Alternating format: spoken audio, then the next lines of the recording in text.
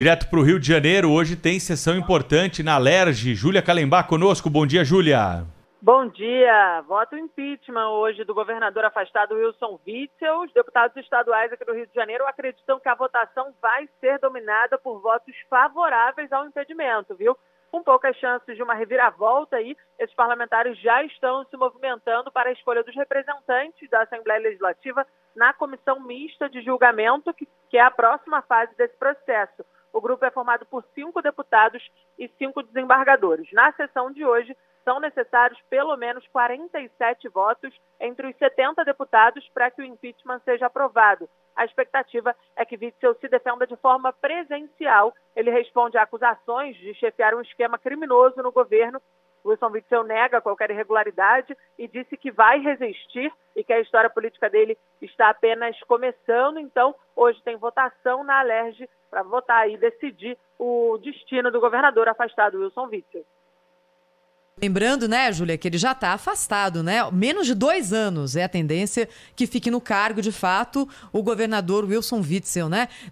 Você que mora no Rio de Janeiro, Júlia, tem que percepção, assim, dos eleitores de Witzel acompanhando o que acontece agora com o governador afastado do Rio?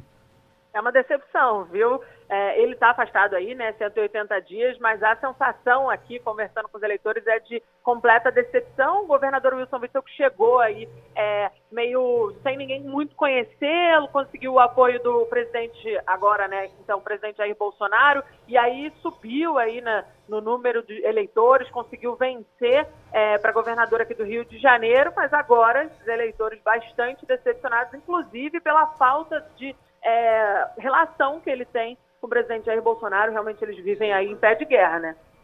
Tá certo, então. Obrigada, Júlia Calembach, ao vivo direto do Rio de Janeiro. Pedro Campos, se tudo que é colocado contra o governador Wilson Witzel for de fato realidade, por enquanto a gente está em fase de investigação. Ele foi afastado do cargo porque entendeu-se que ele poderia interferir nas investigações, e o que ocorre agora na Assembleia Legislativa é um processo político. Mas, se isso tudo se concretizar, ou uma parte se concretizar, Pedro, não é possível que em tão pouco tempo o governador tenha conseguido montar uma rede tão vasta e tão capilarizada de corrupção. Ou ele chegou lá no primeiro dia já, né, correndo atrás do plano dele, ou então ele utilizou uma estrutura já muito bem montada no estado do Rio de Janeiro de corrupção e simplesmente trocou as peças e seguiu com o esquema adiante. Porque são acusações muito sérias e muito vastas. Não é apenas acusação na área da saúde, hospitais de campanha, OSs.